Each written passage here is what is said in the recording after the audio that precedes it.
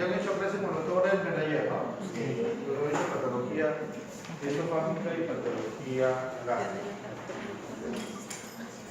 Entonces, en esófago vamos a ver que no es muy variada, ¿no?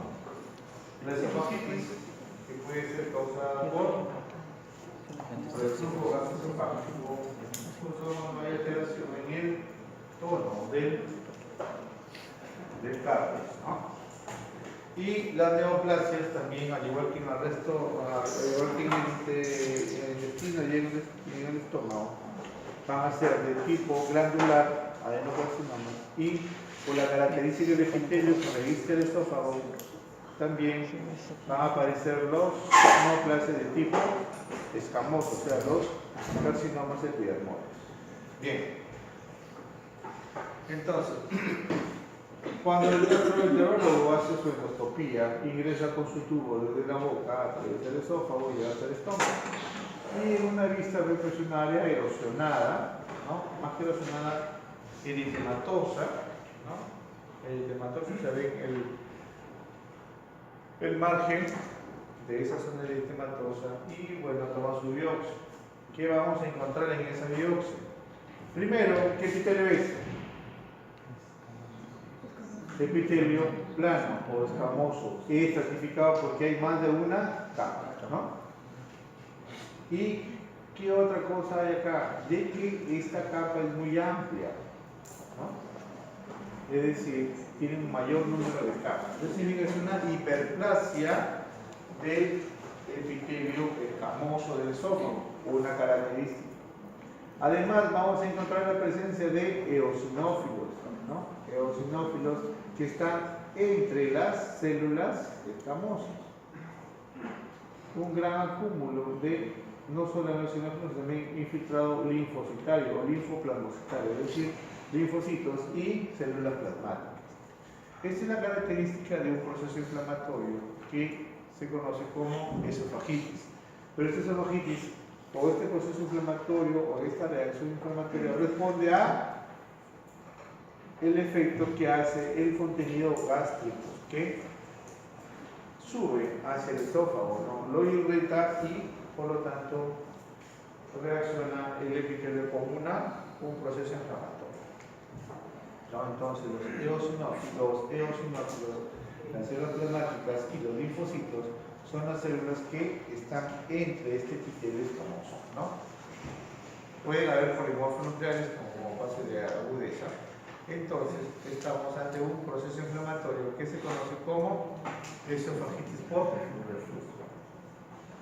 Bien, otra alteración que ocurre y que ya esta patología está incrementando es la cirrosis hepática como enfermedad de fondo, o sea, como patología primaria. Y que a nivel de esófago van a aparecer lesiones, ¿no?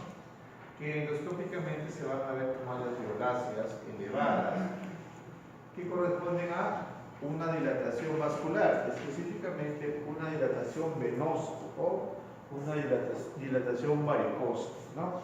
Que corresponde entonces a las venas que corren por la pared del esófago. Aquí se ve prácticamente una zona elevada, ¿no? Vemos acá áreas elevadas que corresponden a esta estructura y histológicamente vamos a ver, ¿no? Una estructura cilíndrica cubierta por una gran cantidad de material hemático, ¿no? De sangre. Y entonces, ¿qué vamos a ver? Un vaso, ¿no? Aparte del gran infiltrado inflamatorio y de la hemorragia intersticial, vemos acá la dilatación de una estructura vascular, que por la característica, o sea, una pared delgada, la capa muscular delgada, una vena adventicia, es la característica de una vena. Entonces, esta es una dilatación varicosa o dilatación venosa que corresponde a varices esofágicas como consecuencia de la hipertensión portal, ¿no? Que se procede en la cirrosis hepática. Es un trastorno vascular, ¿no? Varices esofágicas.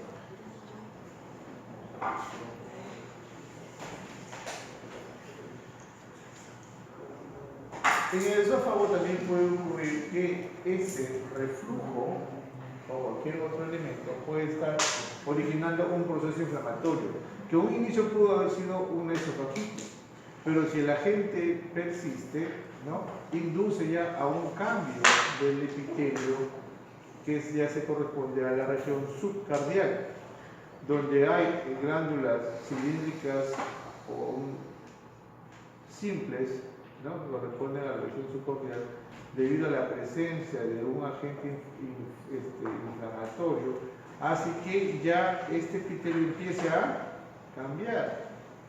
¿Esto cómo se llama? ¿Gripa? El cambio de un epitelio por otro.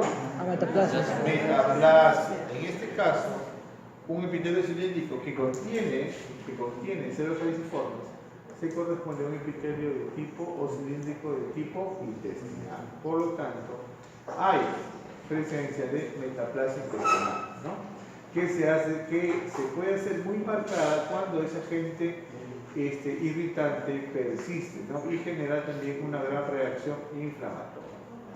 Entonces, vamos a ver la reacción inflamatoria, los cambios metaplásicos intestinales que ocurren en esta parte del esófago, ¿no? Vamos a hablar de células falciformes, características de esta célula metaplásica, que entonces origina a una lesión que se conoce como esófago de Barrett. La presencia de cambios metaplásicos en la submucosa del esófago se conoce como esófago de Barrett. Pero muchas veces este agente que causa esta reacción inflamatoria también causa irritación, y en los cambios metaplásicos que ocurren en las glándulas pueden originar también cambios nucleares, ¿no?, como vemos acá, aparición de nucleolos, pues muchos se reparan, y una distribución anormal de los núcleos. Esta es una glándula normal, pero aquí vemos que ese infiltrado inflamatorio intraepitelial origina estratificación nuclear. Esto se conoce como atipia o displasia, ¿no?, que dependiendo de qué tanto cambie la arquitectura de los núcleos, puede ir de una displasia leve a una displasia moderada a una displasia severa. Y si llega a una displasia severa, ya estaría a un paso de, o inmediatamente a una neoplasia o adenocarcinoma, que es lo que ocurre fundamentalmente en esto. Entonces, vemos que en estas glándulas gástricas hay glándulas gástricas, hay glándulas intestinales metaplásicas, y hay una glándula con displasia, ¿no? Este esencialmente ya se informa en los informes de anatomía patológica, y ya el gastroenterólogo hace todas sus medidas, hace controles, etc., ¿no? Y origina pues estos cambios, como les dije, que nos da una lesión que se conoce como metaplasia intestinal, y que el diagnóstico corresponde a un esófago de Barrett. En este caso, cuando persiste el daño, ya este epitelio glandular metaplásico se hace displásico y empieza a cambiar su localización inicial, ¿no? Normalmente vemos que el epitelio, tanto escamoso o las glándulas, tienen una membrana basal por donde permite delimitarlas, ¿no?, entre una mucosa y una submucosa y una muscular. En este caso, estas glándulas que están creciendo se están metiendo a la submucosa.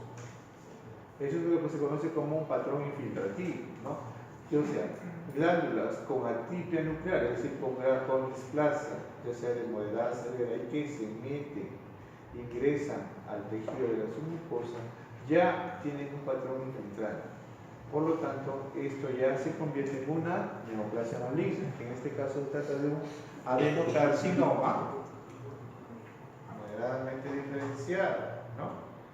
O en este caso simplemente ustedes lo reconocen como adenocarcinoma de tipo infiltrante, por esto, ¿no?, porque se mete, se infiltra en el tejido subyacente. Entonces, esta es una neoplasia maligna de tipo epitelial glandular.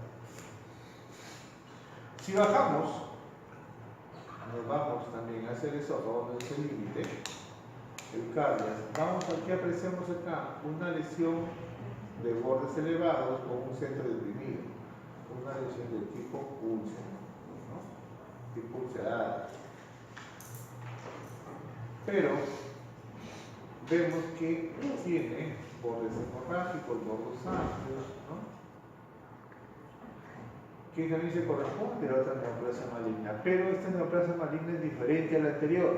¿Qué es lo que ven de normal acá? ¿Qué lado? ¿La derecha o la izquierda? ¿Cuál es lo normal? ¿Ah? Lo normal, ¿cuál es? ¿La izquierda de ustedes? Si nos vemos igual, ¿la izquierda de ustedes o la derecha de ustedes? ¿O la derecha de la lámina? ¿Qué reconocen aquí de normal? ¿Ah?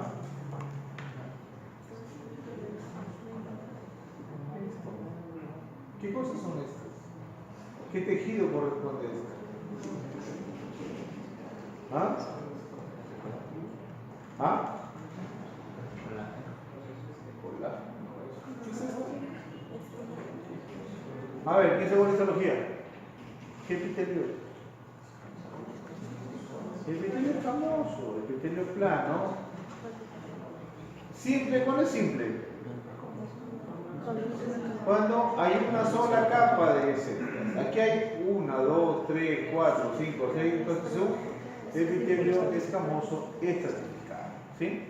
Bien. No. Entonces, este es un epitelio plano o escamoso estratificado por varias capas. Y que vemos que después este epitelio ya deja de ser plano, ¿no? Es ovoide, regular, los núcleos están dispersos en forma desordenada, ¿no? Que se desprende del resto, hay formaciones acinares, incluso hay formación de queratina, pero del tipo patológico, que en este caso, esta formación de queratina que forma el linfoma referencial se le conoce como perla ósea. ¿Y qué otra cosa ves? Vemos las células que ya no son escamosas, ¿no? Son poligonales, miren un núcleo ovalado, un núcleo redondo, uno más alargado. Esto es un gran pleomorfismo nuclear atipianuclear.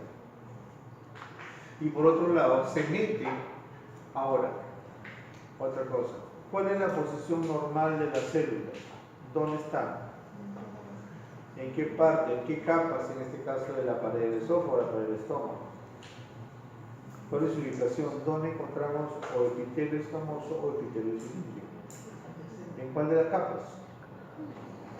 Hablamos de mucosa, de submucosa y de mucosa videosa. ¿En cuál de ellas existe normalmente un epitelio? Mucosa. En la mucosa. ¿Qué hace una célula escamosa metiéndose en la capa muscular? Entonces, eso es lo que se conoce el patrón infiltrante. Es una neoplasia cuyas células están infiltrando diferentes áreas de la pared, en este caso del esófago. Entonces, vemos acá igual, ¿no? Núcleo de diferentes tamaños, nucleomitosis, característico de la neoplasia que se prolifera rápidamente. Esta entonces es una neoplasia maligna epitelial que se denomina carcinoma escamoso infiltrante o carcinoma, ¿cuál es otro nombre? Epidermoide infiltrante de esófago. Hasta ahí lo que es patología esofágica, luego vamos a pasar a la patología gástrica. ¿Cuál es la patología más frecuente? La gastritis. Siempre vamos a hablar en lesiones de tipo no neoplásicas y lesiones de tipo plásicas. Las neoplásicas son la gran mayoría o infecciosas o inflamatorias. Entonces, ¿cómo reconocemos un órgano? Recordando la histología. ¿Y esto a qué corresponde? Primero vayan al epitelio. ¿Qué epitelio es? Epitelio cilíndrico, ¿no? Que se une para formar estructuras glandulares que se conocen como foviolas, ¿no? A diferentes niveles, las foviolas. Pero ¿cuál es el detalle? Ven acá estas células, ¿a qué se corresponden? ¿Se acuerdan? Estas células. tienen un citoplasma eosinófilo rosadito. Las células, ¿de qué parte del estómago? ¿Ah? Las células parietales, ¿no? ¿Se acuerdan o no se acuerdan? Con sus células principales del citoplasma más claras. Entonces, estamos frente a una mucosa de tipo gástrico, ¿no? Estamos en un estómago. Pero ¿qué vemos? Que entre las fobiolas en la lámina propia hay una gran cantidad de infiltrado linfocitario o infiltrado inflamatorio de tipo crónico, o sea, linfocitos, y que muchas veces llegan a desarrollar estructuras que se conocen como folículos linfáticos, ¿no? Entonces, el infiltrado inflamatorio en la mucosa gástrica nos dice que se trata de una gastritis crónica o aguda. Crónica. ¿Por qué? Porque hay linfocitos. Y si hay folículos linfóides, es una gastritis crónica folicular. Pero, si aparte de los linfocitos encontramos polimorfonucleares como estos, significa que hay una reactivación de una enfermedad o un proceso inflamatorio y que muchas veces origina la erosión o la pérdida del epitelio superficial, incluso áreas de hemorragia. La presencia de este infiltrado inflamatorio polimorfonuclear, ¿no?, dependiendo de la cantidad de estos polimorfonucleares, hace que esta forma o esa activación, la reactivación aguda, se clasifique en actividad leve, moderada o severa. Esto, por la gran cantidad de polimorfonucleares, es una actividad severa, ¿no? Y muchas veces, ¿a qué se debe? A la presencia de bacterias, sobre todo el helicobacter, ¿no? Entonces, la presencia de estos microorganismos nos ayuda a confirmar el diagnóstico que se trata de una gastritis crónica folicular con helicobacter, ¿no? Entonces, dependiendo también de la cantidad, lo valoramos en una cruz, 2 cruces o 3 cruces, ¿no? Y el control con 2 o 3 cruces ya da tratamiento de helicobacter. Pero muchas veces este proceso inflamatorio persiste o persistente hace que algunas glándulas que están sometidas a esa agresión cambien con un epitelio que lo proteja mejor. Entonces aparecen estos cambios, que son los cambios de tipo metaplasia. Una metaplasia intestinal entre otra glándula de tipo gástrico, ¿no? Entonces, metaplasia intestinal, más metaplasia, y estos cambios metaplásicos no cambian de hoy para mañana.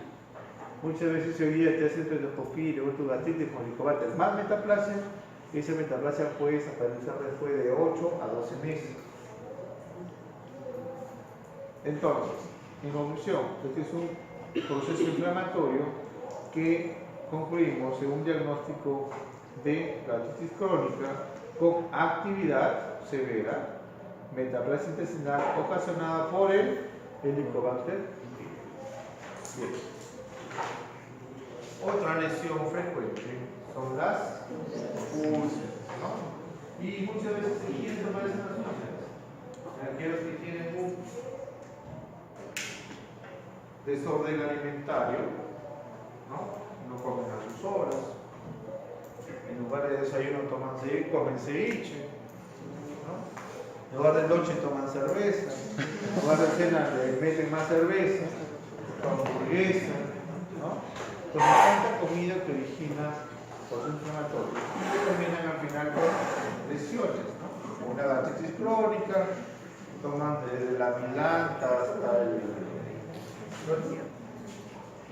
glucogán y todo lo que hay, ranitidina, toda la familia de las inas, y al final terminan con estas lesiones. ¿Y qué son estas lesiones microscópicamente?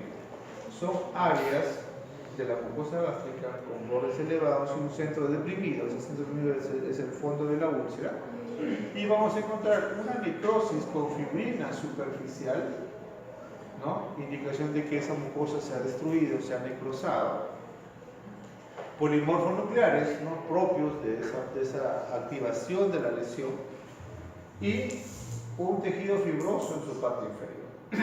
Todas estas son las características de una lesión ulcerosa o una úlcera gástrica, que adopta esta forma, ¿no?, mucosa gástrica sana con la depresión, que incluso, miren, llega a dañar la submucosa, incluso puede irse hasta la muscular. Y que si esto persiste, llega a la hemorragia, ¿no? Y si esto sangra, va a avanzar y va a aparecer como melena, ¿no?, cuando estas se reactivan. Pues estas son úlceras crónicas que van cicatrizando de a poco, porque desde los bordes van proliferando las células, generando, ¿no?, el colágeno, las fibras elásticas, los fibroblastos empiezan a formar más tejido conectivo, ¿no? Hay una hiperplasia vascular, ¿no?, que es lo que ya conocen ustedes como tejido de granulación, y esto puede llegar a cerrar. Pero la mucosa ya no queda completamente homogénea, sino queda algo deprimida. Pero cuando estos mecanismos no están funcionando, esto puede llegar a romperse y perforarse las úlceras, ¿no?, y que muchas veces son motivo de intervenciones de urgencia. Igual acá vemos los bordes, incluso aquellos bordes epiteliales de las glándulas ya no son iguales, ¿no?, se van adaptando a la lesión, y esto se va a ir reparando. Vemos entonces aquí, miren, la necrosis, el inflamatorio y la zona de necrosis de un fondo o de un lecho ulceroso. Igual acá que avanza, incluso hasta puede avanzar y romper, esta red del vaso, ¿no?, y originar un sangrado en esta úlcera, o atravesar y perforar la pared. Entonces, ¿qué reconocemos acá? Esto es una lesión, esencialmente un fondo ulcerado, una úlcera. El tejido necrótico y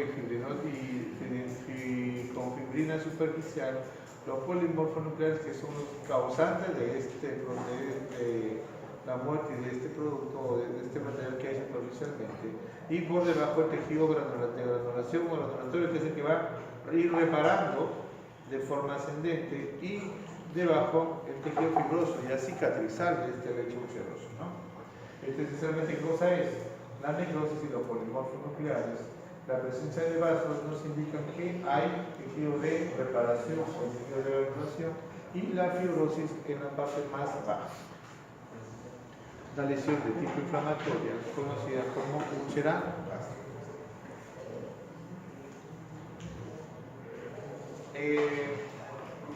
Eso es lo que corresponde a las lesiones benignas en el estómago, ¿no? Y las malignas, ¿qué vienen a ser? Las neoplasias. ¿Y qué neoplasias hay en el estómago? ¿Por qué? ¿Por qué hay razón? Simple y sencillo. ¿Por qué?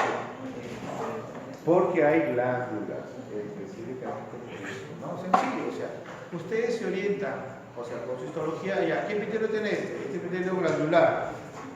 Entonces va a originarse una neoplasia de tipo glandular, un adenocarcinoma. Sencillo. Entonces, eso es lo que se ve, ¿no? Se van a ver como también igual como siempre se van a ver como lesiones ulcerosas, ¿no? Elevadas, ¿no?, abultadas, de una úlcera central y bordes elevados. Y como se pone siempre necrótico, ¿no? Por eso es que toda lesión ulcerada del estómago la biopsia. Muchas veces son las sales de necrosis que confirman que es una úlcera gástrica común y silvestre, o puede ser una úlcera de tipo neoplásica. ¿Y qué encontramos? ¿Qué son estas? Estructuras glandulares. Aquí hay estructura que tenga células con una luz, es una estructura glandular, ¿no?, que dependiendo de si tiene asesinos serosos, mucosos o un epitelio secretor, se define el tipo de glándula. Pero aquí simplemente es una estructura de aspecto glandular con una luz en el centro. Pero ¿qué viene aparte de eso? De que sus células no son normales. Miren sus núcleos. Miren qué es esto, mitosis. Entonces es una estructura que está proliferando rápidamente, con atipia nuclear alteración en la arquitectura, incluso este grupo está pegándose, ¿no? Como si estuviese uniéndose.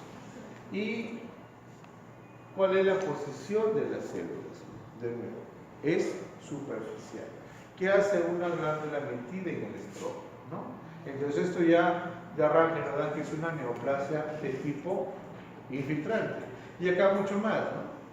Estructuras glandulares pegadas, como el patrón que dicen back to back o espalda con espalda, ¿no? Alteración en la arquitectura y alteración o cambios nucleares, característicos de las neoplasias, que pueden hacer estructuras tubulares, ¿no? Tubulares con una gran atipia, ¿no? Estructuras papilares que dan origen o estamos formando una neoplasia maligna de tipo epitelial, en este caso un adenocarcinoma infiltrante, ¿no? Porque las células no están en su lugar, sino están en muchos lugares, atraviesan la muscular o incluso puede llegar a salirse hasta la serosa, ¿no? Incluso infiltrar gran ganglio linfático. Por eso es esta denominación de infiltrante. El cáncer gástrico tiene una clasificación, ¿sí? ¿Cuál es esa? La clasificación de Lauren. ¿Cómo lo clasifica? En tipo intestinal y tipo difuso, ¿cierto? El intestinal es este, ¿no? Porque se parece a las células del intestino, o porque muchas veces se deriva de las metaplasias. A partir de ahí empieza la neoplasia. Pero existe el difuso. ¿Cuál es el difuso? Aquí hay neoplasia que no tiene una estructura determinada, no crea un patrón.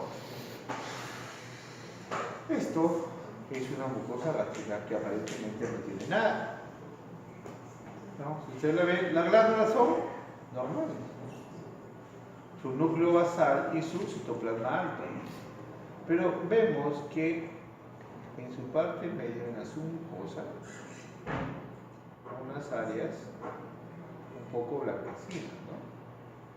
Que es diferente con la de núcleos pequeños y delimitan una zona. Si nos vamos al mayor aumento, encontramos esto. Una gran cantidad de estructuras pequeñas o células con el núcleo desplazado hacia el inferior con una gota en el centro, una vesícula, ¿no? Entonces, ¿esto qué nos dice? Esa es una célula que está produciendo moco y está produciendo tanto moco que desplaza al núcleo. Este patrón es lo que se conoce como el carcinoma gástrico de tipo difuso, según clasificación de Lauren, y corresponde al adenocarcinoma pobremente diferenciado, con células en anillo de sello, ¿no? Anillo de sello, ¿por qué?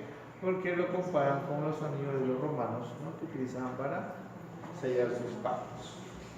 Entonces, pero esta lesión es característica sobre todo de personas jóvenes. Hablamos jóvenes entre 30 y 40 años, ¿no? Porque el carcinoma ya es personas de 50, 60, más en ancianos. Y por esta característica y esta neoplasia es una de las neoplasias un poco más difíciles de diagnosticar por biopsia. ¿Por qué? En el caso del adenocarcinoma intestinal vamos a encontrar cosas, lesiones en la superficie. Esta es la superficie o la mucosa del estómago y la lesión va a estar a la vista. En cambio, esta lesión crece debajo de la mucosa, en la submucosa, o incluso puede salirse hasta la serosa y ni siquiera formar lesión alguna en la mucosa. Muchas veces, y hemos tenido casos en el hospital, han biopsiado hasta 3 o 4 veces y no se ha detectado la neoplasia. Se ha descubierto la neoplasia cuando han habido ya nódulos hepáticos o ganglios linfáticos conjuntivos. Es muy agresiva esta lesión. Pero otra característica también es que estas lesiones pueden presentarse así, de bonitas y fáciles de distinguir, como presentarse así. Entonces, ¿qué haces? Llamo un médico, mira qué cosa hay. Y eso sucede. Entonces, muchas veces ustedes van a encontrar en los informes que dice neoplasia maligna de células redondas. Porque miren, aquí hay esta celulita. ¿Sí? Esta celulita que me puede hacer pensar en un anillo de celo. Pero también hay estas células, esta de acá.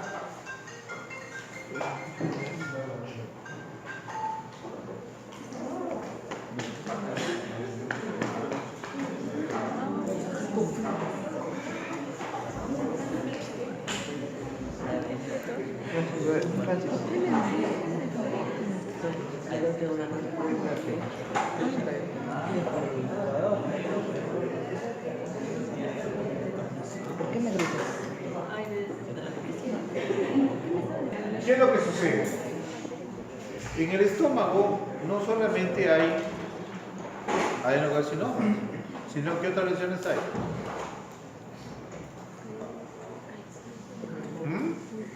Linfoma. ¿Y cuál es la característica de la célula de linfoma? Células redondas. Estos pueden ser linfocitos. ¿No? Entonces, ¿ahora qué hago?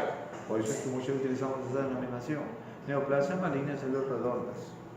A descartar, carcinoma versus linfoma. Porque ya nos ha pasado. Bueno, anteriormente ha pasado con más frecuencia.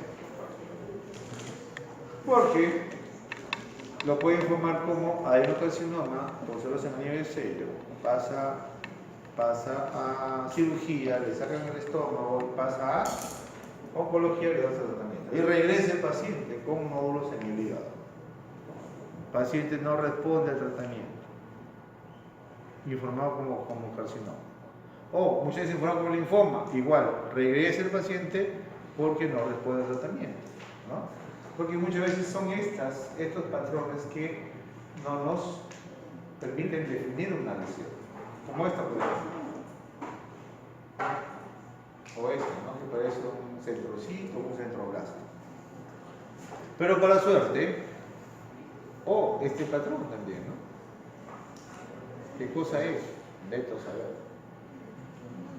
Igual acá. Esto todavía es. Entonces, gracias a la tecnología, ahora existe la inmunohistoquímica. Entonces, ¿qué hace la inmunohistoquímica? Es un método de coloración para identificar filamentos intermedios, filamentos delgados, filamentos gruesos o receptores en la membrana o anticuerpos en la membrana de algunas células. Entonces, cuando se trata, a ver si se acuerdan, cuando se trata de reconocer una neoplasia de tipo epitelial, ¿qué elementos nos ayudan a identificarlo? ¿Cuáles son sus filamentos y sus componentes? ¿Se acuerdan o no? ¿Qué filamentos intermedios existen en los elementos epiteliales? O mesenquimales, o de tipo, por ahí más. Las cadeninas son filamentos de unión, pero esencialmente son las queratinas. Queratina 5, 6, 7, 8. O hay una panqueratina, que es una que reconoce a todas las queratinas, que encontramos en células epiteliales. Entonces, con la panqueratina nos va a pintar todas las celulitas, esas chiquitas redonditas que nos confirman que se trata de un adenocarcinoma con células en el nivel C. Pronóstico malo. Porque miren, eso se mete por todos lados y no sale a la superficie. Miren, aquí están las glándulas, aquí están de abajo, se van para acá. Y igual ocurre con los linfocitos. ¿Qué marcador se usa para el linfocito? Lo que se conoce como el antígeno común leucocital, ¿no? Que reconoce receptores en la membrana del linfocito. Y el ACL, o el antígeno común leucocitario, va a pintar a los linfocitos igualito, ¿no? Todos los marcadores de nuestra química pintan de marrón a una célula, pero son marcadores específicos, ¿no? Entonces, si estos fueran linfocitos, fuera un linfoma, ¿no? Ahora, los linfomas pueden ser de tipo o de células B o derivado de linfocito T. Entonces, si queremos ver si esta es una proliferación monoclonal de linfocitos B, tendríamos que someterlo a CD20 y todo lo va a pintar de marrón. Si fuera un linfoma derivado de linfocitos T, lo sometemos al CD3 y todo nos va a pintar marrón. Acuérdense que los linfomas son proliferaciones monoclonales. O son B o son T. Nunca marcan los dos. Si marcan los dos es que no es un linfoma.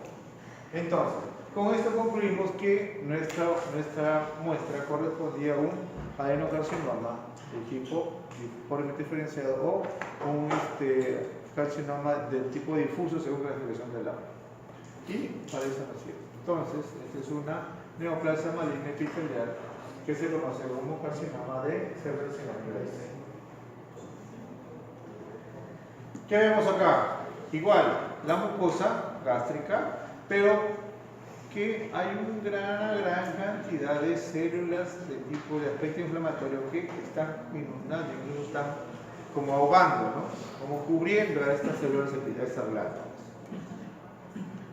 Y que estas células, ¿no?, son también redondas, como las anteriores, pero a diferencia de esto que tienen uno o dos nucleoles, ¿no? Dos nucleolos, ¿no? Siempre que están proliferando más. Vemos acá, dos nucleolos mucho más grandes, de las dos hojitas, y que se están metiendo a las glándulas. Esto también o es un carcinoma o es un linfoma, la misma situación. Y que vemos acá, mitosis, que están destruyendo las glándulas gástricas. Igual, lo sometemos a la CL y nos marca así. Entonces, esto se trata de una neoplasia derivada de células linfoides. En un primer inicio se le marca con el ACL y nos marca proliferación monoclonal de linfocitos. Si lo sometemos a CD20 y nos marca así, sería un linfoma de células B. Si lo sometemos a CD3 y nos marca así, es un linfoma de células T. En este caso, es un linfoma no Hodgkin de células B. ¿Preguntas? ¿Todo está claro? Vamos a la segunda parte.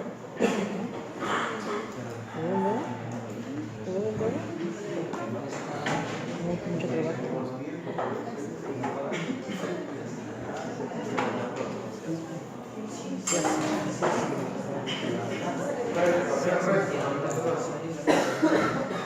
Cabecito porque no puedo arrancar.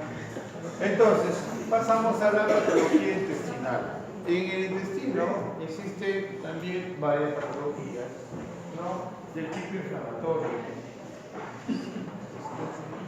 Y también las neoplasias. Pero también hay patologías frecuentes que surgen sobre todo al momento de nacer, con el transcurso de la evolución o del crecimiento de la persona, ¿no?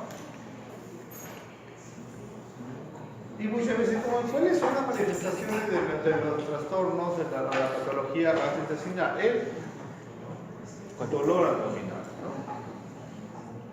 Dolor en el epigastrio, dolor en cuadrante inferior derecho, superior derecho, vesícula, apéndice o el dolor profundo que causa sobre todo la úlcera gástrica, o simplemente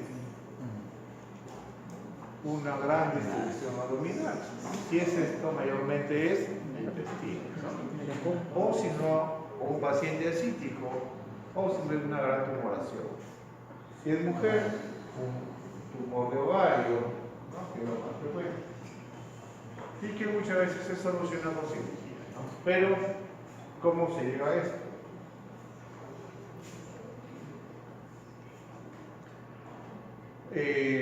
Hay procesos, ¿no?, que, como digo, ocurren durante la infancia y que muchas veces ocurren durante el desarrollo embrionario del intestino. Puede ocasionar procesos obstructivos o también pueden haber procesos vasculares. Hay también anomalías en el desarrollo del intestino, formación de divertículos o lesiones isquémicas o inflamatorias. Algunas de esas vamos a ver. Entonces, en cuanto a las anomalías del desarrollo intestinal, hay una patología frecuente que se ve en los recién nacidos, ¿no? Esencialmente, ¿por qué? Porque durante el desarrollo embrionario, las neuronas que tuvieron que migrar a la pared, específicamente a los plexos entéricos de aguas, no migraron, se quedaron por el camino y por lo tanto, este segmento intestinal agangliónico o acelular empieza a dilatarse porque no está trabajando en el ritmo que el resto, ¿no? Entonces, en los presos de medio entérico de aortas, que deberían haber células ganglionares, no encontramos células ganglionares, como son estas normales, sino encontramos solamente fibras nerviosas, ¿no? Una hiperplasia neural,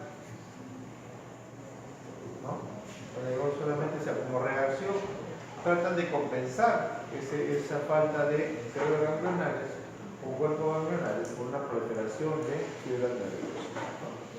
Vemos aún acá, y por lo tanto, si ese segmento intestinal no responde al peritalismo, empieza a dilatarse, porque la siguiente porción se constriñe, ¿no? Se reduce, por eso causa la dilatación. Y vamos a decir hiperplasia de fibras nerviosas, que es característico, incluso se le hace pruebas para reconocer la acetilcolina que no se ve en esta célula, en esa porción intestinal, ¿no? que corresponde a lo que se conoce como la enfermedad de Hirschsprung, ¿no? Se soluciona. Solamente a veces es solamente un segmento pequeño del intestino que se corrige con la cirugía. Hay otras formaciones que originan formaciones, ¿no?, saculares. Esto, por ejemplo, es a nivel del intestino, sobre todo a nivel del ilio, que se debe a una involución incompleta del conducto ónfalo-mesentérico, dejando porciones ciegas y con sobre todo de predominio ileal, que muchas veces causan cuadros similares a los de la apendicitis, ¿no? Y cuando se revisa macroscópicamente, vemos entonces lesiones hemorrágicas y vemos esas porciones que muchas veces también se ocluyen al igual que el apéndice. Pero ¿cuál es la característica de este segmento o de este residuo del óvalo mesentérico? Que no solamente podemos encontrar epitelio intestinal, sino también otros epitelios, ¿no? El epitelio heterotópico o ectópico, ¿no? Este saco diverticular, este divertículo tiene igual su mucosa, su submucosa y su muscular, igual que el intestino delgado. Pero vamos a encontrar, ¿no?, otras áreas de otro tejido diferente al intestinal. Un tejido ectópico, o ya sea gástrico o ya sea pancreático. Lo que más se encuentra es tejido pancreático, así como nódulos de tejido pancreático dentro de esas estructuras saculares. Pero eso es el mismo. ¿Ven? Mucosa gástrica, mucosa intestinal. Igual acá. Mucosa gástrica, mucosa intestinal. Entonces, esta es una anomalía del desarrollo intestinal que se conoce como el divertículo de Mecke, ¿no? Y se encuentra frecuentemente a nivel del hígado.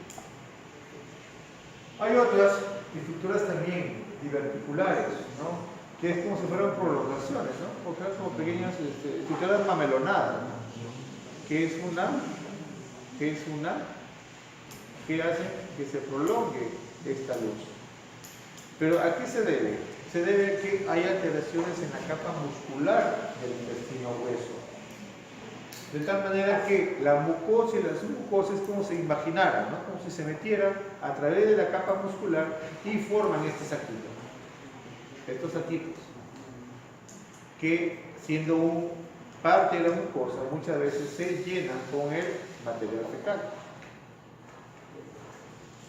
y que generan en un principio reacción inflamatoria y si eso persiste puede llegar a romperse, ¿no? La presencia de estas estructuras diverticulares se conoce como diverticulosis.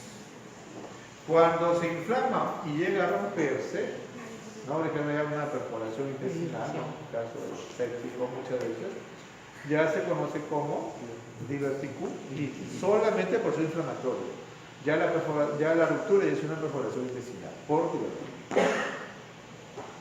Entonces, este divertículo es una bolsa ciega que se comunica con la luz del intestino y con el que posee las 3 capas, como vamos a ver. Entonces, esto es la mucosa, ¿no? Y ven que atraviesa la capa muscular propia, ¿no? Incluso llega a estar en contacto con la serosa. Y esto está lleno de material fitológico y funciones se inflaman con frecuencia, ¿no? Igual, producción de la mucosa, este es el divertículo, acá mucho más, se ve mejor cómo está metiéndose en la capa muscular, ¿no? Es una característica. Protruye a través de la muscular, tanto la mucosa como la submucosa. Entonces, estamos ante un divertículo colónico a nivel del colon. Las lesiones isquémicas a nivel intestinal son frecuentes, sobre todo, uno, o por trombosis de los vasos mesentéricos o por alteración en el orden, o digo,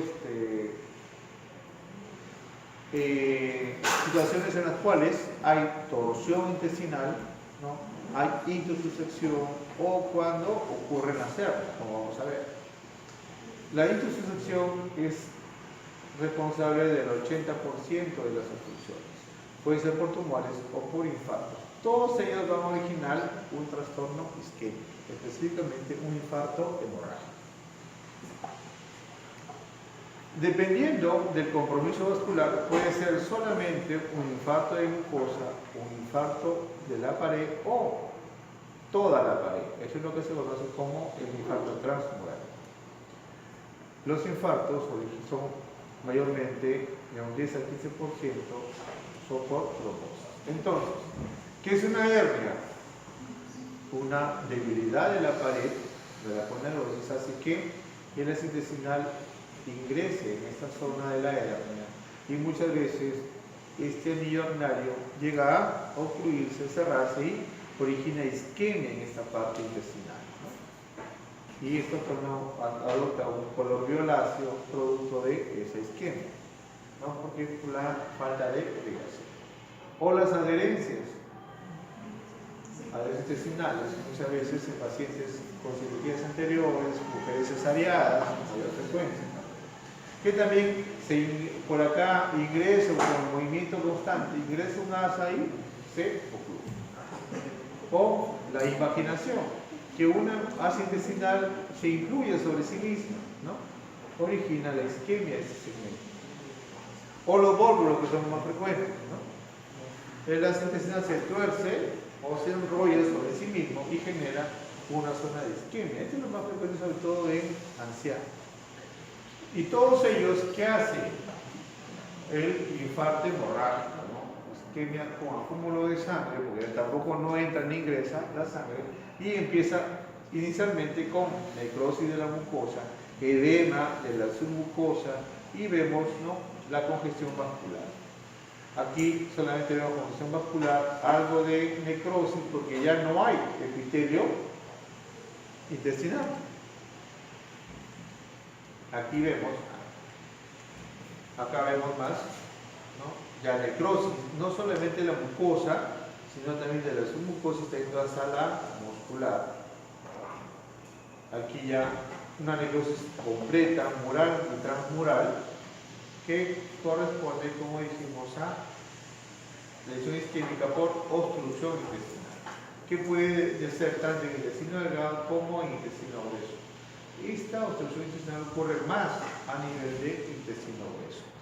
A nivel de intestino delgado muchas veces son las isquemias, que son muchas veces de mal pronóstico, son las trombosis mesentéricas, que llegan a cometer grandes extensiones de intestino, ¿no? Y que muchas veces no tienen solución, no son operables, ¿no? El paciente se muere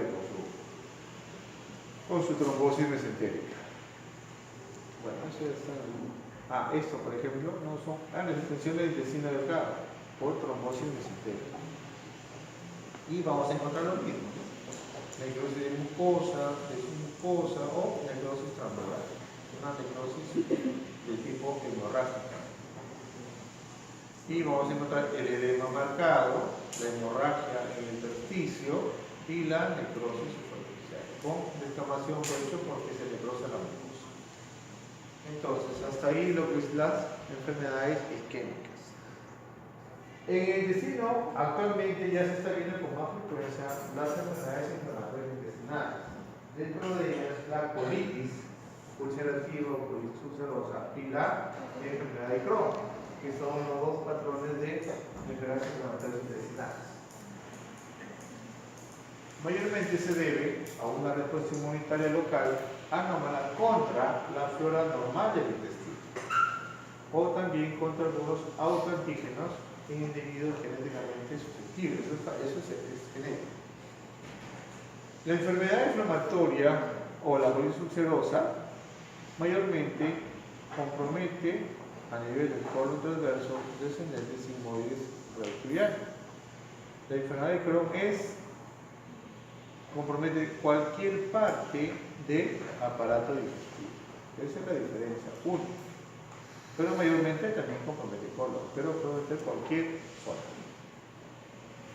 ¿Qué vamos a ver? Una mucosa eritematosa, multiforme, con áreas de hemorragia, ¿no? Y se ven áreas de hemorragia macroscópicamente y microscópicamente vamos a ver una zona de mucosa ulcerada, ¿no? Con áreas de reparación, y lo importante es la presencia de polimorfos nucleares en la luz de las criptas intestinales, ¿no?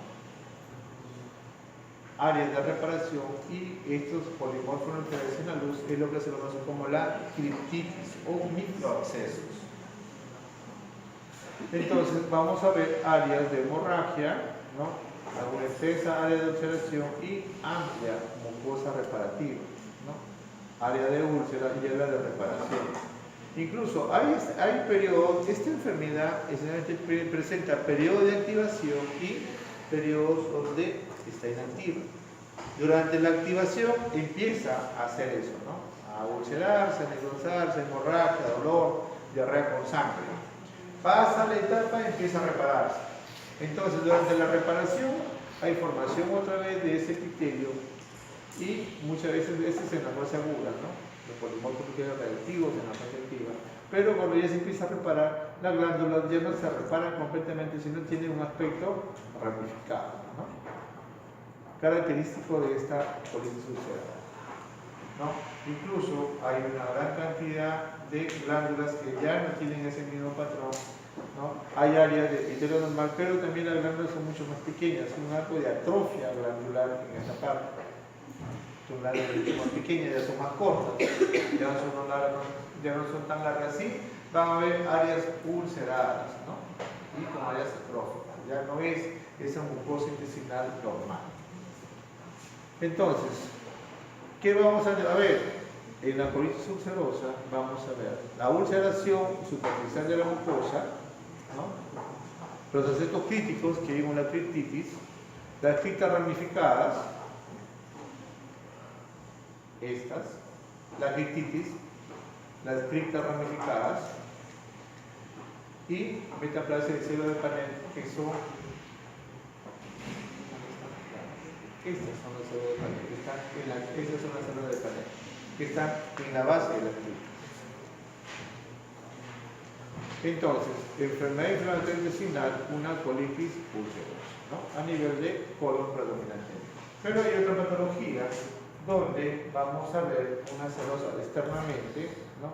Hay una alteración en la distribución de las tenias del intestino grueso, ¿no?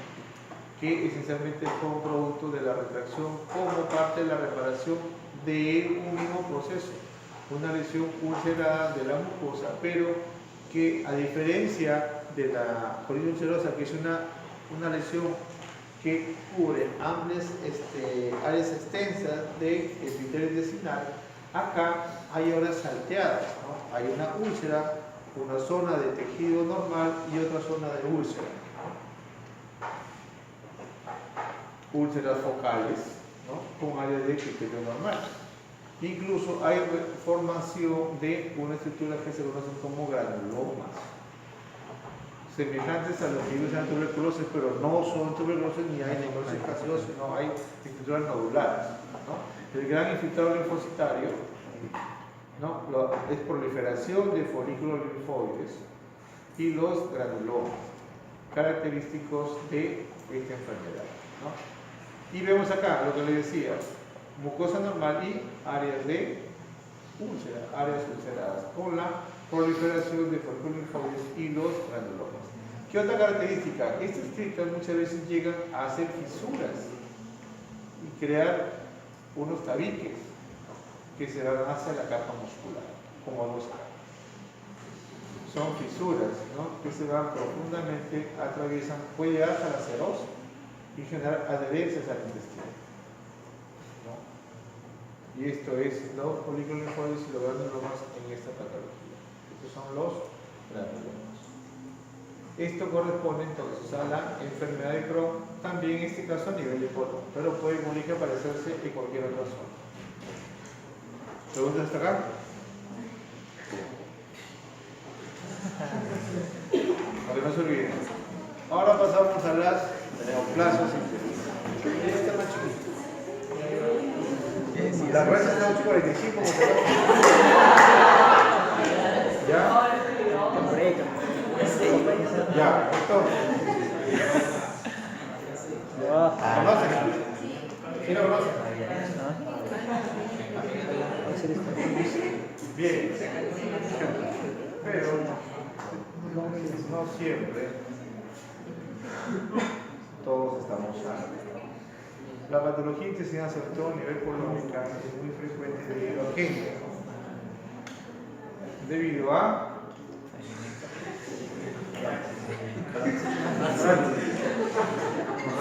Ahí no va a salir en el video. Va a salir en el YouTube.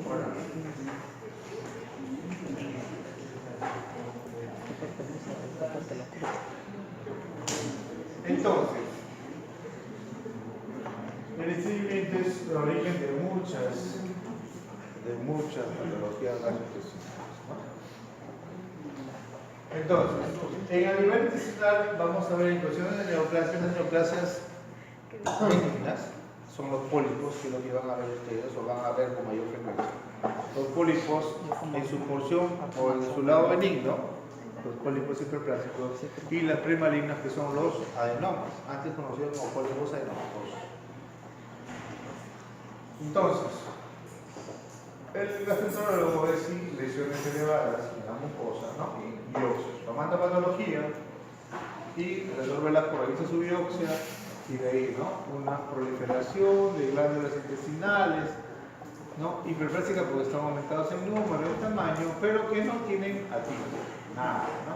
Solamente una reacción inflamatoria porque como son elevaciones dentro de un canal que es la mucosa o es el tubo intestinal, ¿no?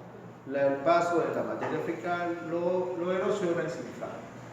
No hay solamente esa hiperplasia de glándulas intestinales que no genera ninguna discusión, por lo que se conoce como simplemente un pólipo hiperplásico, que puede ser mayormente a nivel de colon o también a nivel de estómago.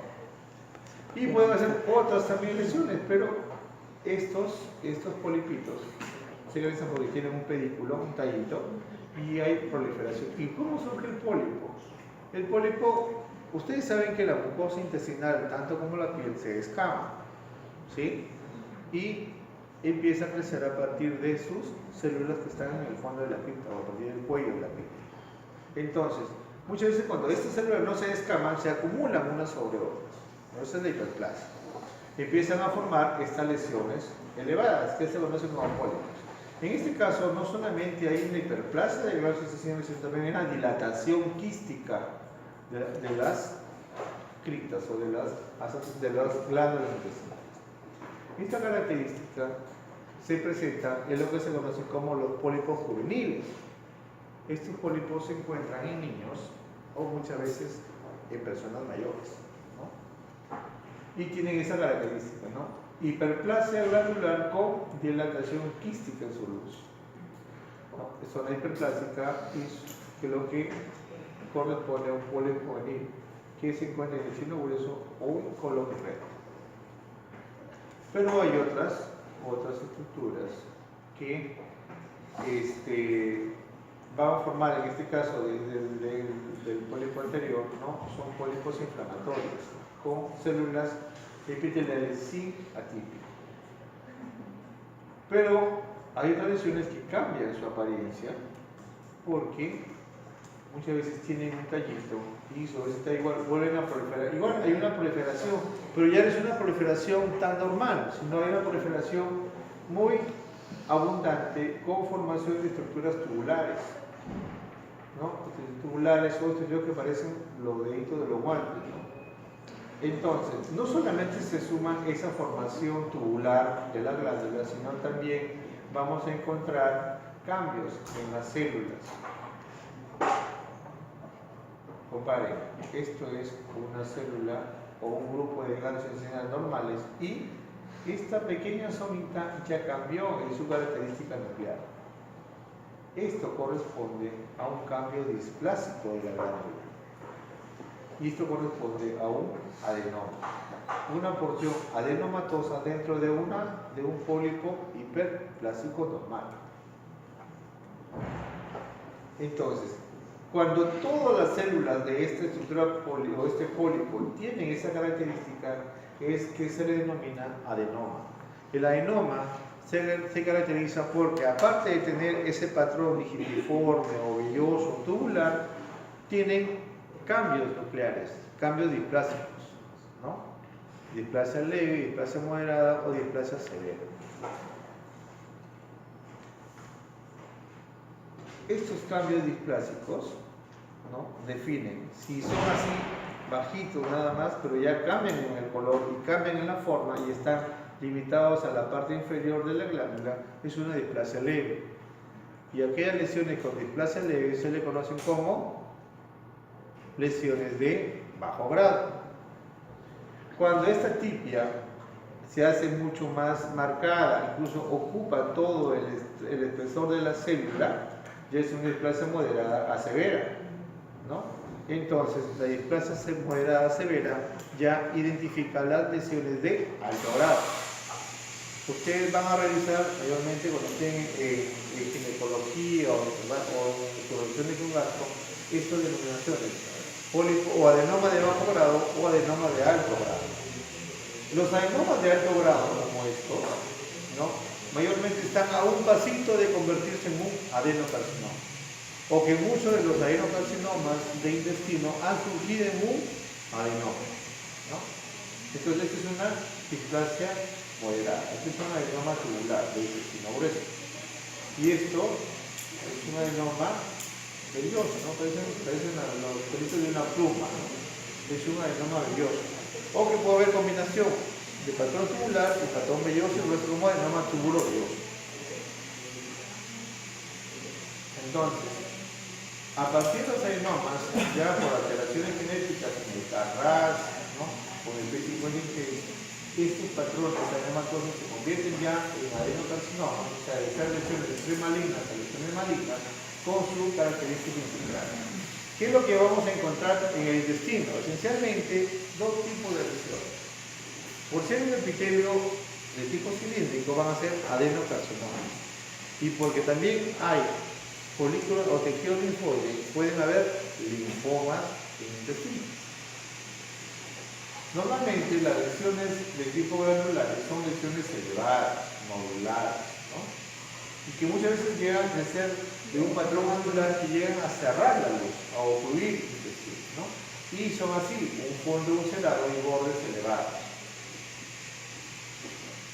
A nivel del intestino delgado, no hay neoplasias o adenocarcinomas muy frecuentes del intestino delgado. La zona del intestino delgado que da neoplasia es la ampolla de Vater. Ahí hay proliferación neoplásica, es el más frecuente, que se conoce como el ampulón. ¿Qué es el que desemboca en el ampolla de Vater? ¿Ah? Conducto de Wilson y el polido. Entonces, si se obstruye el colado con, ¿qué cuadro presentaría el paciente? ictericia. Esta estructura es el coledo, un coledo dilatado. Desde aquí hasta acá es el coledo. Entonces, esta proliferación neoplástica de las glándulas o del epitelio glandular de la ampolla de Batten se transformó en un carcinoma y obstruyó la salida, de tal manera que dilató el colédoco y el paciente presentó su ictericia, ¿no? Entonces, la cirugía que reseca la primera porción del duodeno, la ampolla, el colédoco y por detrás está la cabeza del páncreas, es lo que conocen como la operación de Whipple, ¿no? Que es específicamente para los ampulones. ¿Y qué vamos a encontrar? ¿Esto es normal o anormal? ¿Es epitelio normal o epitelio neoplásico? ¿Ah? Con todo lo que se mostró, ¿es normal o neoplásico? ¿Ah? ¿Por qué?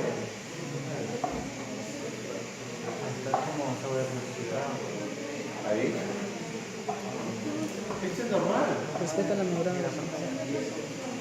Son las glándulas, miren sus núcleos. En la base, su citoplasma normal. Esto es normal y esta es la neoplasia.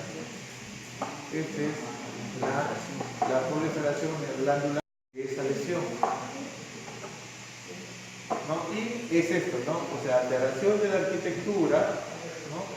La conformación de glándulas pegadas, celular tubar, formación papilar y con atipia celular. Atipia celular que, miren, por ejemplo, esta mucosa normal ya está en la neoplasia. ¿Qué nos da? Nos ayuda a identificar esta lesión que se conoce como adenocarcinoma. Si saben por qué eran realmente diferenciados, ¿no? Porque esas glándulas se parecen o son reconocidas como glándulas. Si no tuvieran forma, ya sería pobremente diferenciado. Lo mismo ocurre a nivel del intestino grueso, ¿no? Una lesión, mire, nodular, ulcerada, elevada, ¿no?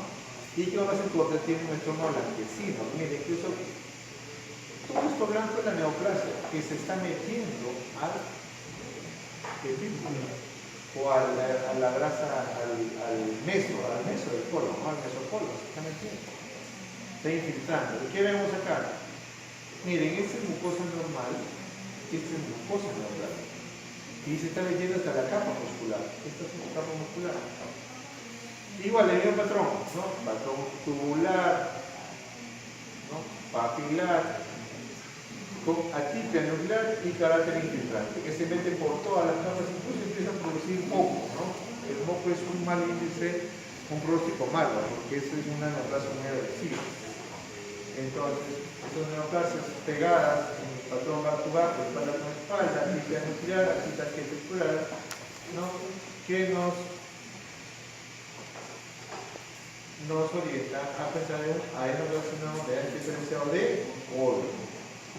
¿Ustedes cómo van a dar con el órgano? Simplemente recordando su histología, nada más, como eso dan con el órgano, ¿no? Pero también existen lesiones que forman nódulos en la superficie del intestino, ¿no? Son consideradas blanquecinas, que cuando vamos a la endoscopía vemos que este epitelio intestinal está siendo invadido por un tejido linfóide, ¿no? Por parte de ese tejido linfóide. Y si nos vamos a mayor aumento vemos que está ahogando, ¿no? Invadiendo todo esto. Entonces esto nos hace escuchar que estamos ante una proliferación neoplásica de tipo linfocitario, o sea, un linfoma, ¿no? Y aquí simplemente hacemos, ven a la tibia, ¿no? Los centroblastos y los centrocitos, que se le somete al CD20 y marca a todos los linfocitos que están ahogando a este epitelio intestinal. Por lo tanto, hay que hacer el BC2 y el BCL2 positivo, BCL6, que nos van a indicar que se trata de un linfoma folicular de intestino, ¿no? BCL2 positivo confirma al linfoma folicular. Pero también hay otro tipo de linfoma que igual tiene el patrón, proliferación linfocitaria. Incluso aquí vemos que los linfocitos son ya un poco mejor vistos, pequeñitos, centrocitos, ¿no? Que corresponden al linfoma de tipo MAL, ¿no? Hay dos, linfoma folicular y linfoma de tipo MAL a nivel del intestino, en este caso el intestino grueso. Los linfomas, entonces pueden ser poblaciones monoclonales o de células D o de células T. En este caso, de la célula D con proliferación del centro folicular, proliferación de folículos linfóides neoplásicos que esencialmente marcan CD20, CD10, BCL6 y BCL. ¿Preguntas?